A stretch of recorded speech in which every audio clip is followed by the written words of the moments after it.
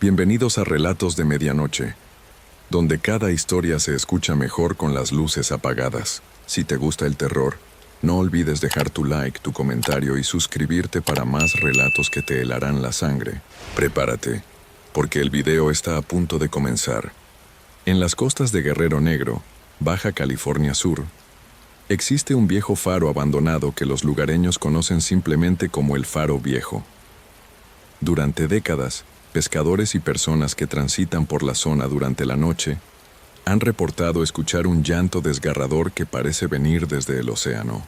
Quienes se atreven a acercarse aseguran haber visto a una mujer vestida completamente de blanco, con una larga cabellera negra que cubre parte de su rostro, flotando entre las olas oscuras. La historia cuenta que esta mujer era una madre soltera que vivía cerca de la playa con su pequeño hijo. Un día, mientras jugaban en la orilla, una ola inesperada arrebató al niño de sus brazos y se lo llevó mar adentro. El pequeño desapareció entre las aguas y nunca fue encontrado. La madre, destruida por el dolor y la culpa, no pudo soportar la pérdida. Días después, su cuerpo fue hallado en el mismo lugar donde su hijo había sido arrastrado. Desde entonces, su espíritu permanece atrapado entre este mundo y el siguiente, buscando desesperadamente a su hijo perdido. Los testigos describen que cuando logran ver su rostro, este aparece desfigurado por el sufrimiento eterno. Aunque muchos evitan pasar cerca del faro cuando cae la noche, siempre hay quienes, movidos por la curiosidad, deciden ir a comprobar si la leyenda es real. Marcos era un hombre de 32 años que había crecido escuchando historias sobre el Faro Viejo. Nacido y criado en Guerrero Negro, conocía cada rincón de ese pueblo costero donde el viento salado del Pacífico se mezclaba con el polvo del desierto. Durante toda su vida había oído a los viejos pescadores hablar en voz baja sobre los llantos que venían del mar, sobre esa mujer de blanco que aparecía en las noches sin luna. Pero Marcos nunca les había prestado demasiada atención. Para él, solo eran cuentos que los ancianos inventaban para asustar a los niños y mantenerlos alejados del peligro del océano. Todo cambió una noche de octubre. Marcos trabajaba como guardia de seguridad en una planta procesadora de sal, ubicada a pocos kilómetros del pueblo. Su turno terminaba a las 2 de la madrugada, y el camino de regreso a casa lo obligaba a pasar cerca de la zona donde se encontraba el viejo faro. Esa estructura de concreto agrietado y ventanas rotas había sido abandonada hacía más de 20 años, cuando las autoridades construyeron un faro nuevo y más moderno del otro lado de la bahía. Ahora el Faro Viejo era solo una sombra de lo que alguna vez fue, un monumento olvidado que se erguía solitario frente al mar.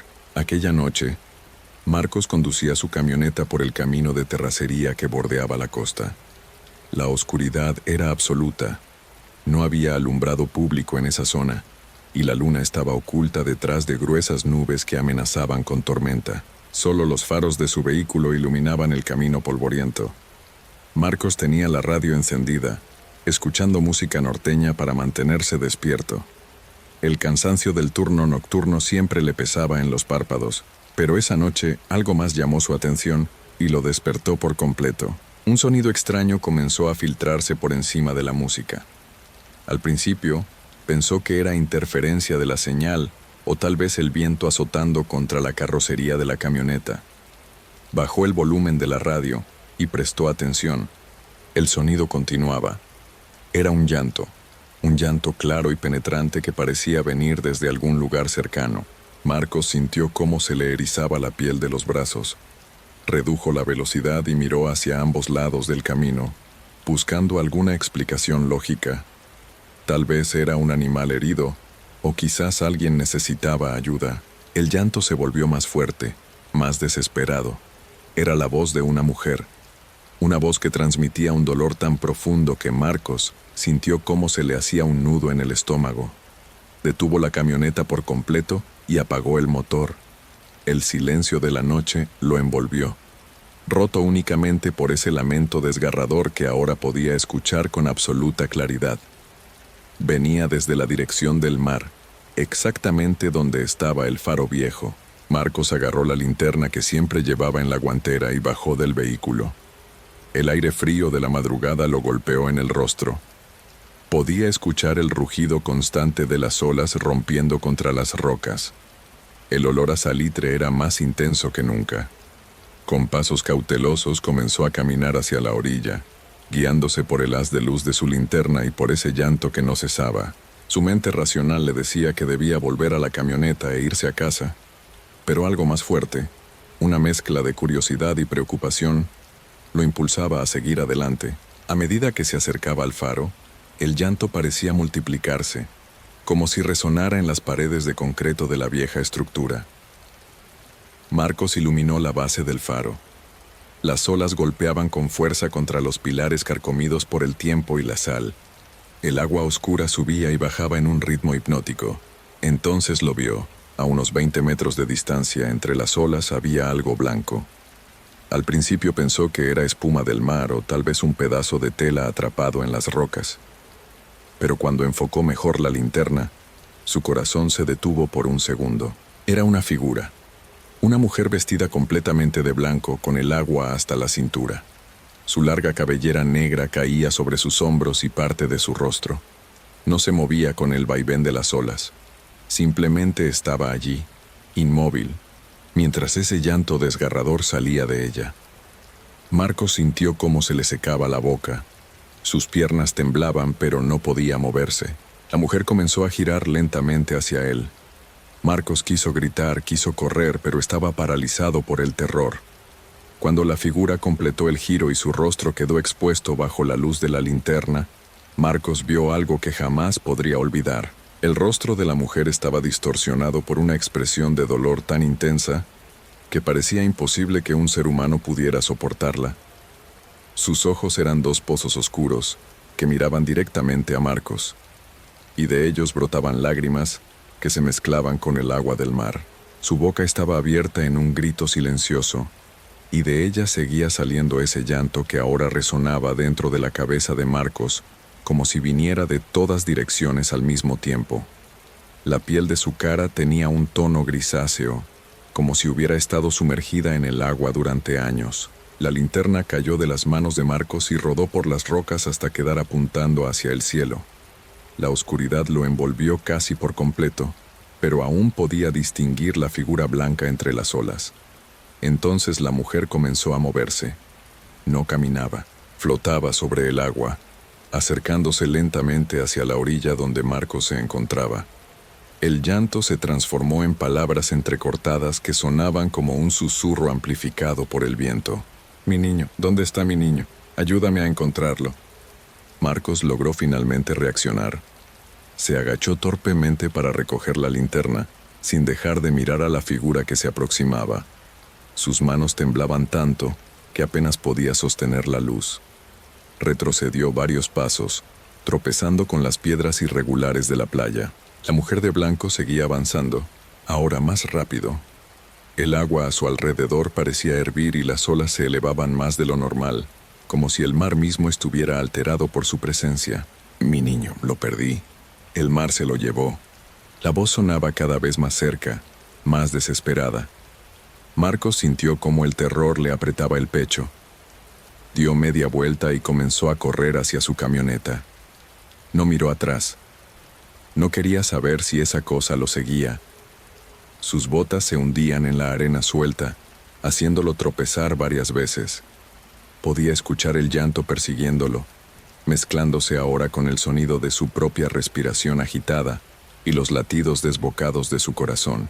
Llegó a la camioneta y se lanzó dentro, cerrando la puerta de un golpe. Con dedos torpes buscó las llaves en su bolsillo y las introdujo en el encendido. El motor tosió 2 veces antes de arrancar.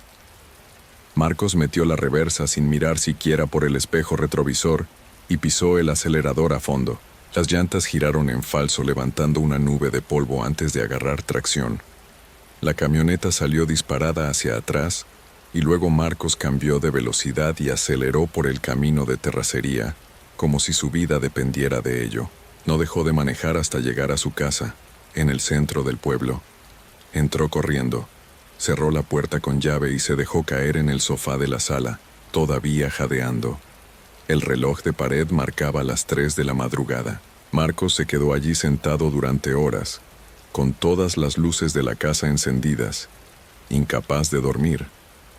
Cada vez que cerraba los ojos, veía ese rostro desfigurado por el sufrimiento, esos ojos vacíos que lo habían mirado con una súplica imposible de cumplir.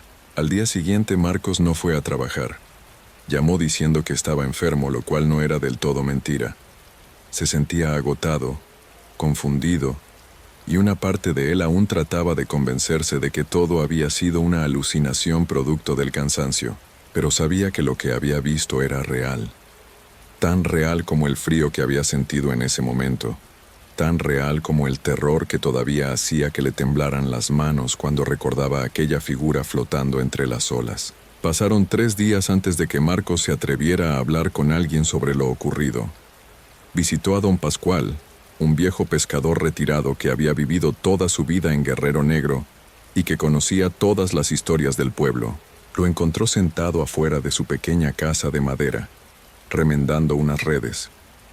Cuando Marcos le contó lo que había visto cerca del faro viejo, don Pascual dejó de trabajar y lo miró con una expresión seria.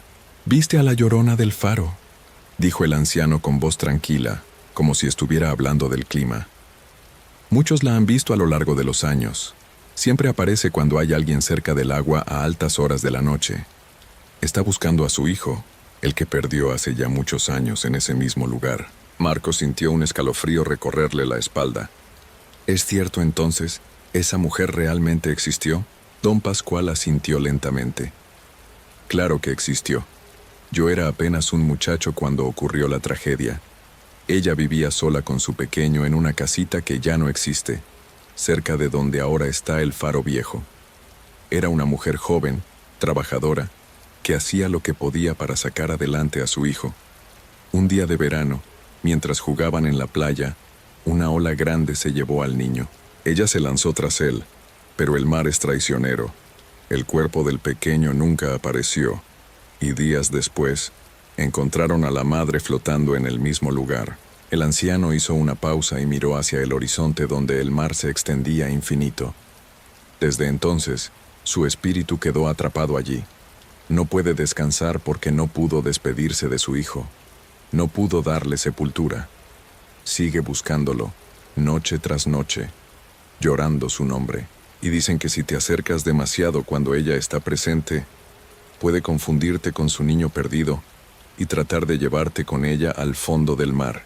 Las palabras de don Pascual quedaron grabadas en la mente de Marcos como una marca que no podía borrarse. Durante las siguientes semanas, evitó pasar cerca del faro viejo, incluso si eso significaba tomar un camino más largo para llegar a su trabajo. Prefería dar un rodeo de varios kilómetros que volver a enfrentarse a aquella presencia, pero el problema era que no podía dejar de pensar en lo que había visto. Cada noche cuando intentaba dormir, escuchaba ese llanto en su mente. Veía esos ojos vacíos mirándolo con una súplica desesperada. Un mes después de aquel encuentro, Marcos estaba en el mercado del pueblo comprando algunas cosas cuando escuchó a 2 turistas hablando emocionados. Eran un hombre y una mujer jóvenes, probablemente en sus 20 años, con mochilas y cámaras colgadas al cuello. Hablaban sobre las leyendas locales y mencionaron específicamente el faro viejo y la historia de la mujer de blanco. Decían que esa noche pensaban ir hasta allá para intentar grabar algo con sus cámaras. Querían capturar evidencia de lo paranormal para su canal en internet. Marcos sintió cómo se le revolvía el estómago. Se acercó a ellos tratando de aparentar calma. «Disculpen que me meta en su conversación, pero escuché lo que dijeron sobre el faro. No es buena idea ir allá de noche. Es peligroso». La chica sonrió con esa confianza que solo tienen quienes no han enfrentado verdadero miedo. «Gracias por la preocupación, pero hemos investigado lugares así en todo el país. Sabemos cuidarnos. Además, son solo historias para turistas, ¿no? No pasa nada». Marcos quiso insistir, quiso contarles lo que había visto, pero las palabras se le atascaron en la garganta. ¿Cómo explicarles algo que él mismo apenas podía procesar? Los jóvenes se despidieron amablemente y se alejaron, todavía emocionados por su aventura nocturna. Marcos los vio marcharse con un peso creciente en el pecho. Sabía que debía hacer algo, pero no sabía qué. Esa noche, Marcos no pudo quedarse en casa. Algo lo impulsaba a regresar al faro, una sensación de responsabilidad que no podía ignorar. A las 11 de la noche, subió a su camioneta y condujo hacia la costa. Su plan era llegar antes que los turistas y tratar de convencerlos una vez más de que no siguieran adelante. Cuando llegó al camino de terracería que llevaba al faro, vio un auto rentado estacionado a un lado. Ya habían llegado. Marcos estacionó su camioneta y bajó rápidamente, llevando consigo una linterna más potente que la de aquella primera noche. Podía ver las luces de las linternas de los turistas moviéndose cerca de las rocas, junto a la base del faro. Se apresuró hacia ellos, tropezando con las piedras en la oscuridad. Cuando estuvo lo suficientemente cerca, los llamó. «Oigan, tienen que irse de aquí ahora». Los dos jóvenes se voltearon sorprendidos. El chico tenía una cámara de video en las manos. «¿Usted otra vez?» «Mire, de verdad apreciamos su preocupación, pero estamos bien. Solo vamos a grabar un poco y nos iremos». Marcos estaba por responder cuando lo escuchó. El llanto. Ese mismo llanto desgarrador que había escuchado un mes atrás. Los turistas también lo oyeron. Sus expresiones cambiaron inmediatamente de diversión a confusión y luego a algo parecido al miedo. La chica se acercó más a su compañero. «¿Qué es eso?», preguntó con voz temblorosa. El llanto se intensificó, llenando la noche con su lamento. Marcos iluminó con su linterna hacia el mar y allí estaba ella otra vez.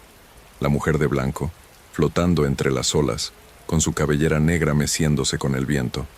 Esta vez estaba más cerca de la orilla que la primera vez. Su rostro era visible incluso desde donde ellos se encontraban. Los turistas la vieron y el chico dejó caer su cámara sobre las rocas. «Dios mío, ¿es real?», susurró la chica. La figura comenzó a avanzar hacia ellos, deslizándose sobre el agua con movimientos que desafiaban toda lógica.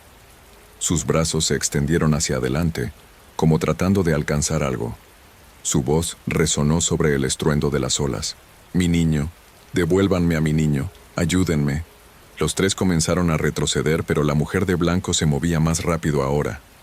Las olas a su alrededor crecían y se estrellaban contra las rocas con una fuerza inusual. El agua comenzó a salpicar hasta donde ellos estaban, empapándoles los zapatos y los pantalones. Marcos tomó del brazo a los turistas y los jaló con fuerza. «Corran, regresen a sus autos». No necesitaron que se lo repitiera. Los tres corrieron por la playa pedregosa, resbalando y tropezando pero sin detenerse. El llanto los seguía, persiguiéndolos como una sombra invisible. Marcos podía sentir una presencia fría a su espalda, como si dedos helados rozaran su nuca. Cuando finalmente llegaron a los vehículos, los turistas subieron al suyo sin siquiera despedirse y arrancaron a toda velocidad, levantando una nube de polvo en su huida. Marcos se quedó un momento más, con la mano en la manija de la puerta de su camioneta, mirando hacia el faro. La figura de blanco seguía allí, en la orilla, observando. Aunque la distancia era considerable, Marcos podía sentir su mirada clavada en él. El llanto había cesado, reemplazado por un silencio aún más perturbador. La mujer levantó un brazo lentamente, señalando hacia Marcos, y luego su voz llegó hasta él transportada por el viento. Algún día vendrás conmigo como todos los que me han visto». Marcos subió a su camioneta y se alejó lo más rápido que pudo. Esa noche durmió con todas las luces encendidas otra vez, y durante muchas noches más. Nunca volvió a pasar cerca del faro viejo de noche. Dejó su trabajo en la planta procesadora y consiguió uno nuevo en el turno diurno, aunque le pagaran menos. Algunos meses después, se mudó completamente de Guerrero Negro. No podía seguir viviendo en un lugar donde sabía que ella estaba, esperando en la oscuridad. Don Pascual le había dicho que el espíritu de aquella madre no podía descansar, que seguiría buscando a su hijo por toda la eternidad. Y Marcos sabía que eso era verdad. Sabía que en las noches sin luna, cuando el viento sopla desde el mar y las olas golpean contra las rocas del faro viejo, todavía se puede escuchar ese llanto desgarrador, y que cualquiera que se acerque demasiado podría ver a la mujer de blanco flotando entre las aguas, con su rostro desfigurado por un dolor que el tiempo jamás podrá curar, buscando eternamente algo que el mar le arrebató y que nunca podrá recuperar. Los pescadores de Guerrero Negro siguen evitando esa zona cuando cae la noche. Los padres advierten a sus hijos que no se acerquen al faro abandonado, y de vez en cuando, algún turista curioso o algún incrédulo decide ignorar las advertencias. Algunos regresan pálidos y asustados, jurando nunca volver. Otros simplemente no quieren hablar de lo que vieron. Y hay quienes, muy pocos, desaparecen cerca de esas aguas y nunca son encontrados, porque la llorona del faro viejo sigue allí, atrapada entre dos mundos, condenada a buscar por siempre a su hijo perdido. Y dicen que cuando el dolor de una madre es tan grande, ni siquiera la muerte puede ponerle fin. En La Paz, Baja California Sur, existe una leyenda que ha atormentado a los taxistas durante décadas. Se trata de la Dama de Negro, una misteriosa figura vestida completamente de negro que aparece en las noches frías, siempre cerca del Panteón de los San Juanes. Dicen que sube a los taxis después de la 1 de la mañana y pide ser llevada al centro de la ciudad, pero nunca llega a su destino. Los conductores que han tenido la desgracia de encontrarla hablan de un frío inexplicable, un olor intenso a flores de velorio y una presencia que les deja marcados para siempre. Según cuentan los viejos del pueblo, la Dama de Negro es un espíritu que busca a los vivos para recordarles algo muy importante. Los que descansan en paz no deben ser perturbados. Roberto llevaba 5 años manejando taxi en La Paz. Era un hombre de 42 años, de complexión robusta y manos curtidas por el volante. Conocía cada calle, cada callejón, cada atajo de la ciudad. Había visto de todo en sus noches de trabajo: borrachos, parejas discutiendo, turistas perdidos. Pero nada lo había preparado para aquella noche de noviembre. Era jueves, pasada la 1:30 de la madrugada. El viento del norte soplaba con fuerza, haciendo crujir los árboles y levantando remolinos de polvo en las calles vacías. Roberto había decidido hacer un último viaje antes de regresar a casa. Su esposa Lucía lo esperaba, como siempre, con la cena guardada en el horno. Conducía por la avenida que bordeaba el Panteón de los San Juanes, cuando sus faros iluminaron una silueta junto a la reja principal del cementerio. Era una mujer. Vestía completamente de negro, con un vestido largo que llegaba hasta el suelo y un velo oscuro que le cubría el rostro por completo. Estaba completamente inmóvil, como si fuera parte de la noche misma. Roberto sintió un escalofrío recorrerle la espalda, pero necesitaba el dinero de un viaje más. Disminuyó la velocidad y se detuvo junto a ella. La mujer no se movió. Bajó la ventanilla del copiloto y preguntó con voz ronca: ¿Necesita un taxi, señora? La figura permaneció quieta por un momento que pareció eterno. Luego, sin hacer ningún gesto, caminó lentamente hacia el auto. Sus movimientos eran extraños, deslizándose más que caminando. Roberto sintió que algo no estaba bien, pero ya era demasiado tarde. La puerta trasera se abrió sola, aunque él no había desbloqueado los seguros. La mujer entró y cerró la puerta con un sonido suave, casi inaudible. ¿A dónde la llevo?, preguntó Roberto, mirándola por el espejo retrovisor. Su corazón latía más rápido de lo normal. «A la iglesia del centro», respondió ella con una voz tan baja que parecía un susurro que venía de muy lejos. Era una voz sin vida, sin emoción, como si las palabras salieran de un lugar vacío. Roberto asintió y arrancó el motor. Mientras conducía, notó que la mujer no se movía en absoluto. No giraba la cabeza para mirar por la ventana. No se acomodaba en el asiento.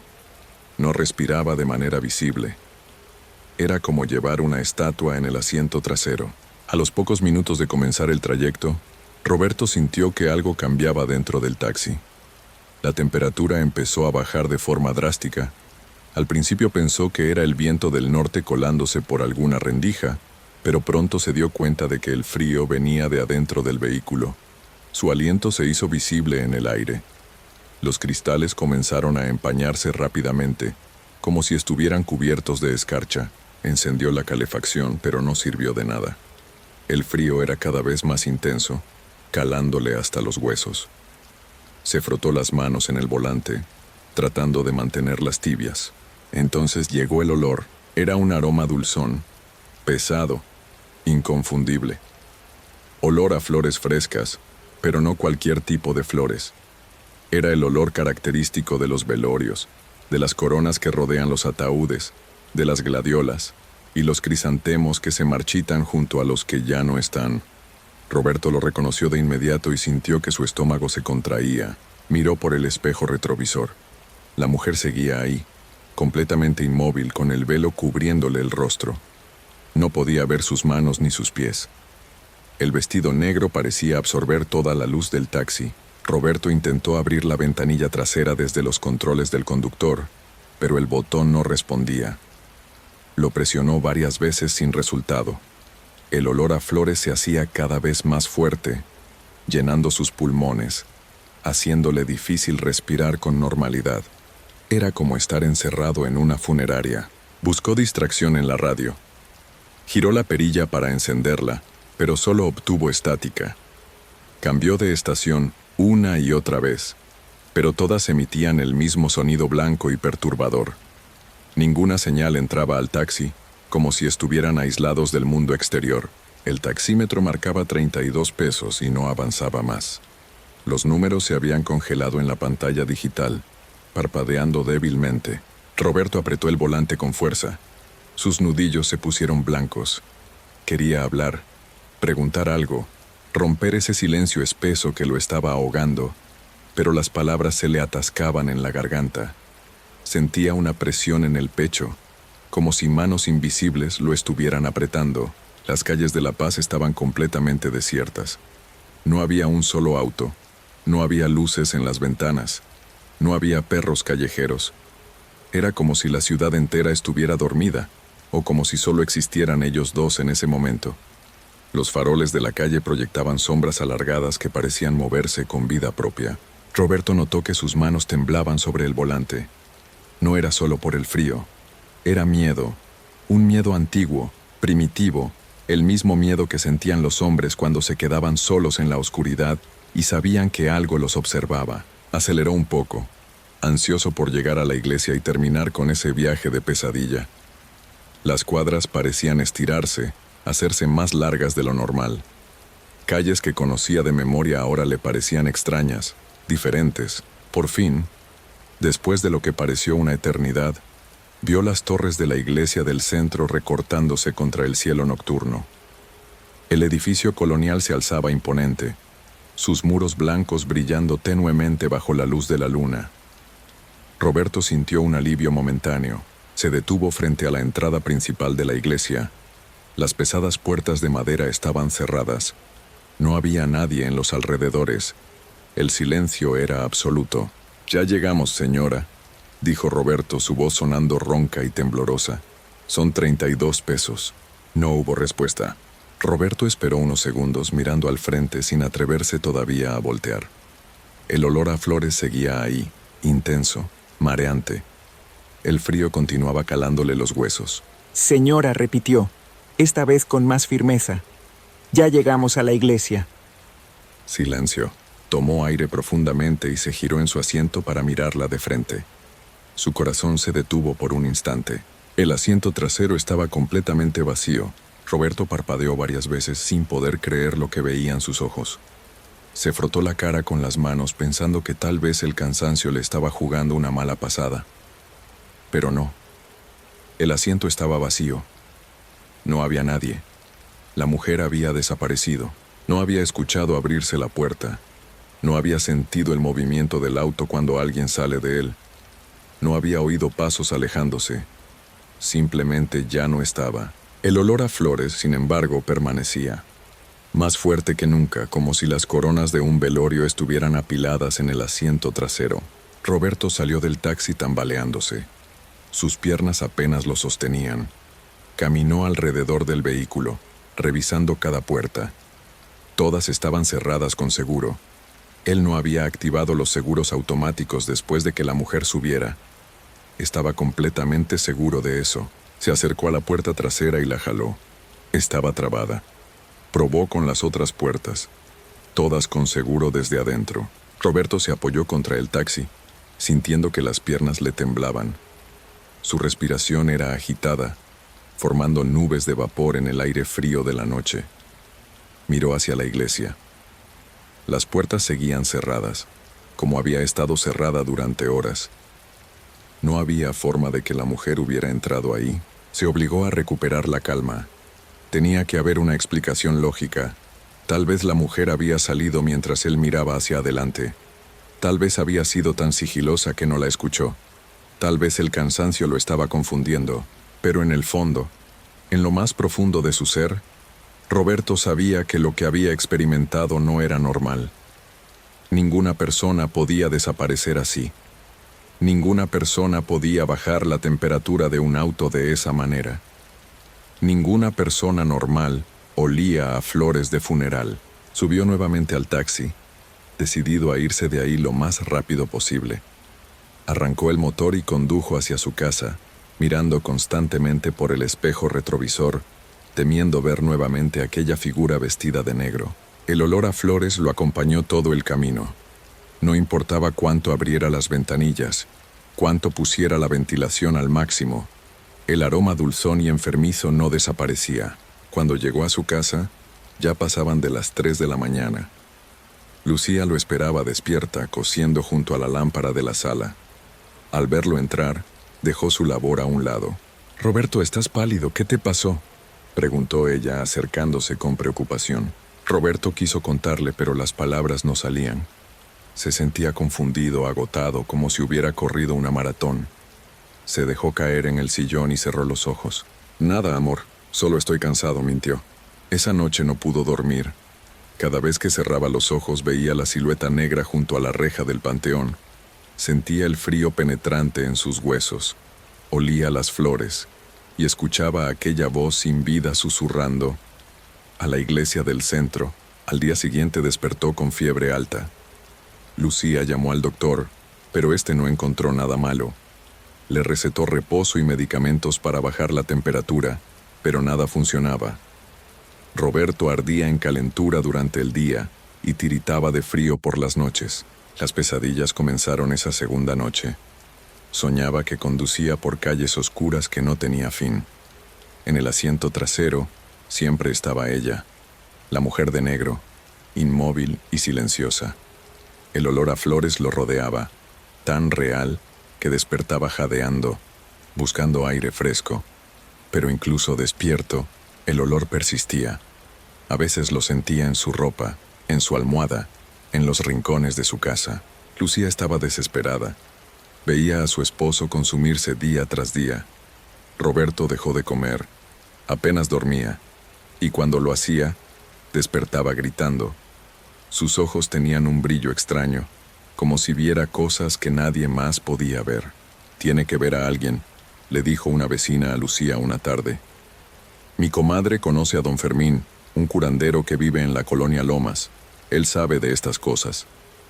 Lucía no era muy creyente en esos asuntos, pero estaba dispuesta a intentar cualquier cosa. Esa misma tarde llevó a Roberto en el auto, porque él ya ni siquiera podía manejar su taxi. La casa de don Fermín era sencilla, con paredes de adobe y un pequeño jardín lleno de plantas aromáticas. El curandero era un hombre mayor, de rostro arrugado y ojos profundos que parecían ver más allá de lo visible. Los recibió en una habitación con olor a hierbas y copal. No necesitó que Roberto le contara nada. En cuanto lo vio entrar, don Fermín asintió con conocimiento. «La llevó», dijo simplemente encendiendo una vela blanca sobre una mesa pequeña. Llevó a quien no debía llevar. Roberto sintió un nudo en la garganta. Finalmente alguien entendía lo que le había pasado. Don Fermín preparó un sahumerio con copal y hierbas secas. El humo blanco llenó la habitación, desplazando poco a poco aquel olor persistente a flores que Roberto había cargado durante días. El curandero rezó en voz baja, palabras antiguas que Roberto no comprendía del todo. «Esa mujer que recogió no es de este mundo», explicó don Fermín mientras pasaba el sahumerio alrededor de Roberto. «Es un espíritu que vaga entre los vivos y los que ya descansan. Aparece cuando alguien se va solo, sin nadie que lo acompañe al otro lado. Busca a los vivos para recordarles que hay límites que no deben cruzarse». Roberto escuchaba con atención, sintiendo cómo el calor del copal penetraba en su pecho, disolviendo ese frío que lo había acompañado desde aquella noche. Ella no quiere hacerle daño, continuó el curandero, pero su presencia marca a quien la encuentra. Es una advertencia. Los que ya partieron merecen paz y respeto. No debemos molestarlos ni buscarlos. Don Fermín le entregó a Lucía un manojo de hierbas secas, ruda, romero y albahaca. Le indicó que las quemara en la casa durante 9 noches seguidas. También le dio a Roberto un pequeño saquito con sal de mar y copal molido. «Lleve esto en su taxi», le dijo con firmeza, «y evite trabajar de noche por un tiempo, especialmente cerca del panteón. Ella ya lo conoce. Si lo ve de nuevo, podría intentar subir otra vez». Roberto tomó el saquito con manos temblorosas y asintió. No necesitaba que se lo repitieran. La sola idea de volver a ver esa figura junto a la reja del cementerio le helaba la sangre. Durante las siguientes semanas, Roberto siguió al pie de la letra las indicaciones de don Fermín. La fiebre comenzó a bajar. Las pesadillas se hicieron menos frecuentes. El olor a flores finalmente desapareció de su vida. Volvió a trabajar, pero solo en turnos diurnos. Vendió su taxi nocturno y consiguió uno de día. Sus compañeros taxistas notaron el cambio, pero él no explicaba mucho. Solo decía que prefería estar con su familia por las noches. Sin embargo, la historia de Roberto se corrió entre los taxistas de La Paz. Otros conductores comenzaron a compartir sus propias experiencias.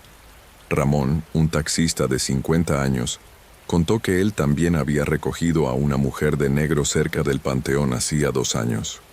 La había llevado hasta la iglesia, y ella había desaparecido exactamente de la misma manera.